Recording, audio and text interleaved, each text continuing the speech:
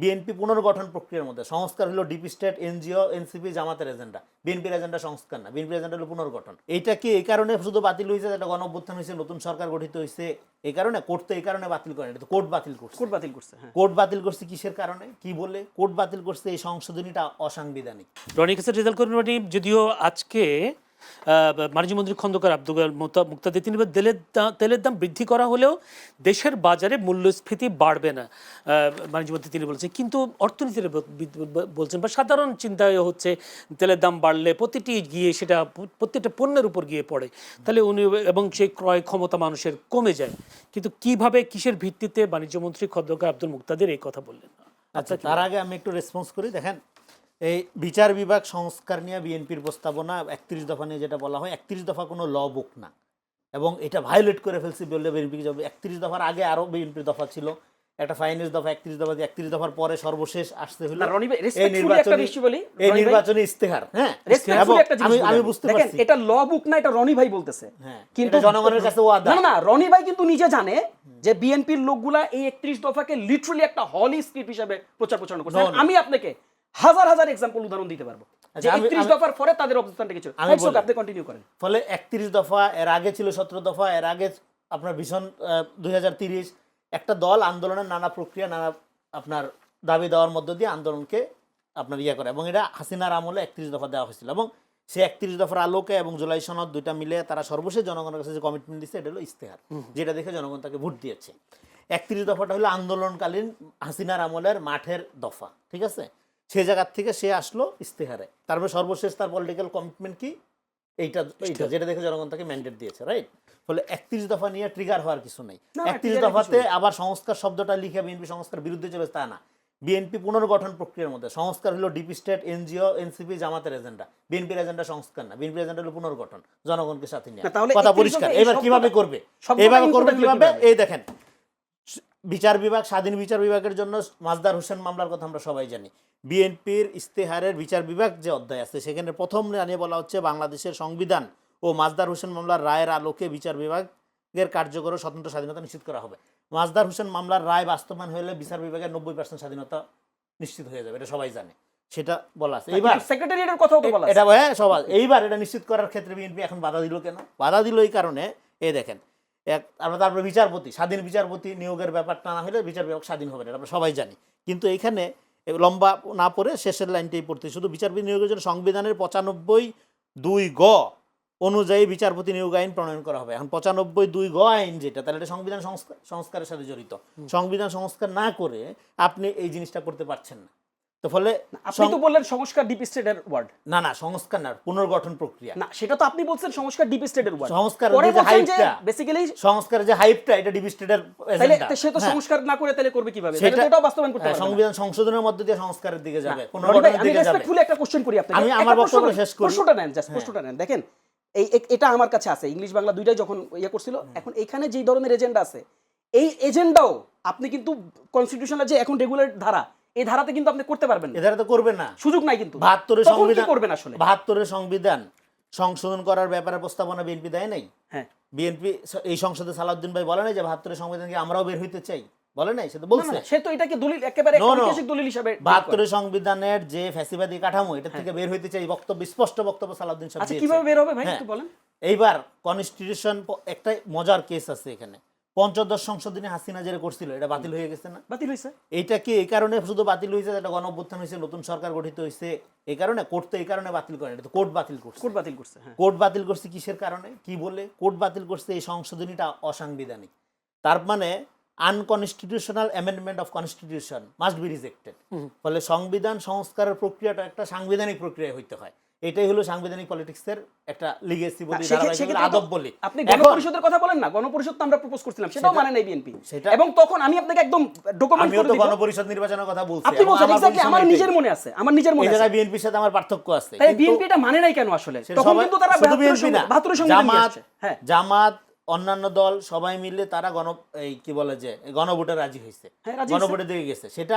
সেটা different position আমার, আমি সেটা সব সময় বলে আসছি। মানে সেটা আপনার বিএনপি থেকে পৃথক পজিশন। হ্যাঁ, ক্লিয়ার। এই জায়গায় আমি বিএনপির সাথে আর্গুমেন্ট করছি, অন্য দলগুলোর সাথে আমার পজিশন আলাদা।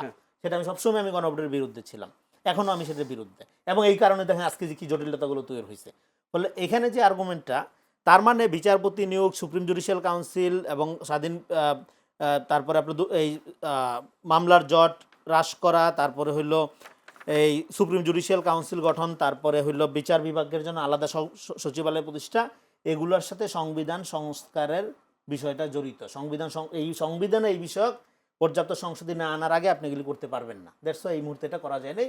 এটা আপনি বলছেন সংশোধনী করার পর সংস্কার রহিতকরণ করা হয়েছে, এটা এক নাম্বার। এইবার স্থানীয় সরকার নিয়ে এখানে যেটা বলা হয়, এখানে এটা নিয়ে আমি বহুবার আর্গুমেন্ট করছি, বহুবার। যদি এখন স্থানীয় সরকারের যে প্রতিনিধিগুলো বসানো হয়েছে, এগুলো বসানো হয়েছে জনসেবা ধারাবাহিকতা নিশ্চিত করার জন্য, এটা ফর টাইম বিং, বিশেষ পরিস্থিতির কারণে। এবং এখানে বলা হয়েছে যে মৃত্যুজনিত কারণ কিংবা আদালতের আদেশে পদ শূন্য না হলে স্থানীয় সরকার প্রতিষ্ঠানে সরকারি প্রশাসক নিয়োগ করা হবে না। হ্যাঁ, এটা বলা হয়েছে কোনটা, যখন নির্বাচিত প্রতিনিধি থাকবে এবং আদালত কর্তৃক দণ্ডপ্রাপ্ত না হওয়া পর্যন্ত স্থানীয় সরকারের নির্বাচিত প্রতিনিধিগণের নির্বাহী আদেশে বলে সাসপেন্ড বা অপারেশন করা হবে না। সেটা বলা হয়েছে নির্বাচিত প্রতিনিধি যখন থাকবে তখনকার কথা। কিন্তু এখন কি আইনটা কি নির্বাচিত? পাস হইছে? আইন কি পাস হইছে? আমি বলি আইন পাশ হয়েছে তো পরে। না না না, আইন পরে পাস হইছে, কিন্তু কি পাস হইছে? আইন তো পরে পাশ হয়েছে, কাজ তো আগে হয়ে গেছে। না না ভাই, ভাই ভুল হচ্ছে। এখন আবার ভুল হচ্ছে। হাসিনার পতনের পরে আইনটা পাশ করতে হবে না, কারণ তাইলে এই যে না, না, ইউনূস সরকার, অধ্যাদেশ কি ছিল, আইন কি পাস হইছে? আমি বলি অধ্যাদেশের এটা কিন্তু ভুল না। শোন আমি বলি, রনি ভাই, অধ্যাদেশ তো মানতে বাধ্য না পার্লামেন্ট। কিন্তু এটা মানেন? হ্যাঁ, এটা তো মানতেছি। কই এটা মানতেছেন? এটা মানতেছি, কিন্তু নির্বাচন হবে। যদি স্থানীয় সরকার নির্বাচন না নির্বাচন হবে, হয় কিন্তু তখন এটা ভায়োলেট হবে। এখানে বলা রনি ভাই, আছে রনি কি? ভাই ভুল হচ্ছে। নির্বাচিত প্রতিনিধিদেরকেও হ্যাঁ। আপনি একটু আইনটা দেখেন আরেকবার। নির্বাচিত বলি। প্রতিনিধিদেরকেও আপনি জনগুরুত্বপূর্ণ ধারণা দিয়ে আপনি তাদেরকে অপসারণ করতে পারবেন, এই আইন পাস হইছে। এই আইন পাস হয় নাই। আমি ভাই, বলি ভুল হচ্ছে। আমি বলি কেন ভুল হচ্ছে ভাই।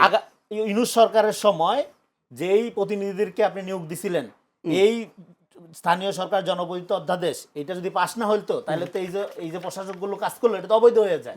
এটা পাস করতে হবে না, অধ্যাদেশ স্বীকৃতি দিতে হবে না, কারণ আপনি তো চালাই ফেলছেন। একটা গুরুত্বপূর্ণ রেসপন্স করি এখানে, সেটা হলো দেখেন, এই যে 133টা অধ্যাদেশ, এই অধ্যাদেশগুলো কেন করা হয়েছিল? অন্তর্বর্তীকালীন সরকারের সময় শাসন কাঠামোটা পরিচালনার প্রয়োজনে যখন যেটা দরকার মনে হয়েছে তারা এই অধ্যাদেশগুলো আনছে। এবং সেই অধ্যাদেশগুলো করার মধ্য দিয়ে একটা 18 মাসের শাসন আমরা দেখছি। এবং সেই 18 মাসের শাসনে এই অধ্যাদেশগুলোর বেশিরভাগই এক্সিকিউট করা হয়েছে, সব করা হয়নি, বেশিরভাগই এক্সিকিউট মানে এক্সারসাইজ করছে তারা, এবং তাদের টিকে থাকা বা তাদের নির্বাহী ক্ষমতা রান করার স্বার্থে এগুলো করা হয়েছে। তো করার পরেও সেই শাসনটা 5 বছর 10 বছর তাই সে এক্সিকিউট তো ঠিক নাই। মানুষ তো আরেকটু হলে আন্দোলন করতো নির্বাচনের জন্য, গণ আন্দোলন শুরু হইতো। তার মানে এই ধরনের সংস্কার হইলেই, এই ধরনের সংস্কারের মধ্যে গেলেই একটা দেশ সোনায় সোহাগা হয়ে যাবে, কোনো গ্যারান্টি নেই। 18 মাসের অভিজ্ঞতা সেটা বলে না। এক নাম্বার। আরেকটা জিনিস বলি, ফলে কিন্তু সংস্কার লাগবে, ফ্যাসিবাদী কাঠামো থেকে বের হইতে সংস্কার না, আমি বলি পুনর্গঠন লাগবে। যেমন আমি যে কথাটা বারবার, কৃষি সংস্কার কমিশনই হয়নি, তাই বলে আপনি কৃষি সংস্কার করবেন না? বাংলাদেশের কৃষকের ভাগ্যের উন্নতি না হলে দেশের কিছুই হবে না, এটা সবাই জানে। তার মানে এই সংস্কারের যে কিতাব, এই তাবিজ, এর মধ্যে সমস্ত সমাধান নাই। কন্টিনিউ আপনাকে নতুন নতুন আপনার সমস্যা আসবে, এগুলোকে অ্যাড্রেস করতে হবে এবং সংস্কার সমাধান। এবার আপনার প্রশ্ন, ফলে এটা নিয়ে রাজনৈতিক ভিন্নতা থাকতে পারে, কিন্তু বিএনপির বিরুদ্ধে হোলসেল যে পলিটিক্সটা করা হচ্ছে, এই পলিটিক্সটা আলটিমেটলি ফেল করবে। এই কারণ এই পারসেপশনটা বাস্তবসম্মত না। প্র্যাকটিক্যালি কাজের মধ্যে দিয়ে যখন দেখা যাবে যে এই জিনিসগুলো বিএনপির মতো করে এক্সিকিউট করতেছে এবং জনসম্পৃক্ত তৈরি হচ্ছে, তখন এই ন্যারেটিভ সেই সময়ের অপেক্ষায় আছে আমরা। জি, যদি এখন তেলের যে মূল্যস্ফীতি বাড়বে তেলের কিনা, মূল্যস্ফীতি, কিন্তু বাণিজ্য মন্ত্রী বললেন মূল্যস্ফীতি বাড়বে না। তেলের মূল্যস্ফীতি দীর্ঘদিন এটা প্রথম দিকে প্রস্তাব করা হয়, 57টা দেশে তেলের দাম বাড়ানো হয়েছে। হ্যাঁ, এবং সাউথ এশিয়ার প্রায় প্রত্যেকটা দেশে তেলের দাম বাড়ানো হয়েছে। সেই বাড়ানোর পরেও, বাংলাদেশেও বাড়ানোর পরেও বাংলাদেশে এখনো পর্যন্ত সবচেয়ে কম বাড়ানো হয়েছে। এবং প্রথম দিকে তেলের দাম বাড়ানোর প্রস্তাব দেওয়া হয়েছিল, এবং সেইটা প্রাইম মিনিস্টার এগ্রি করে নাই। কারণ তেলের দাম বাড়লে আসলে জিনিসপত্রের দাম বাড়বে, মানুষের জীবনযাত্রার উপর প্রভাব পড়বে। এখন তেলের দাম বাড়ানোর পরে, জিনিসপত্রের দাম বাড়ানোর পরে, তাহলে আপনার বেতন অ্যাডজাস্ট করতে হবে, জিনিসপত্রের দাম অ্যাডজাস্ট করতে হবে, পুরা অর্থনীতি এবং সামনে বাজেট আছে, সেই বাজেটে আপনার সরকার যদি বেতন তো বাড়াবেন আপনি সরকারি কর্মকর্তা কর্মচারী, সরকারি কর্মকর্তা, প্রাইভেট সেক্টরে প্রভাব পড়ে, প্রাইভেট সেক্টরে সেটা প্রভাব পড়ে, পরে পুরা ইকোনমির একটা উল্লঙ্ঘন হয়। এটা অ্যাভয়েড করার কোনো সুযোগ নেই। বাণিজ্য মন্ত্রী এটা কি বলছে, এটা বাণিজ্য মন্ত্রী বললেই সেটা আপনার বাস্তবসম্মত হয়ে যাবে এমন না। বাস্তবসম্মত কথা হলো তেলের দাম বাড়লে জিনিসপত্রের দাম বাড়বে। এখন এই জিনিসপত্রের দাম বাড়বে, এটা যাই নেই সরকারকে বাড়াইতে হয়েছে বা বাড়াইতে হবে।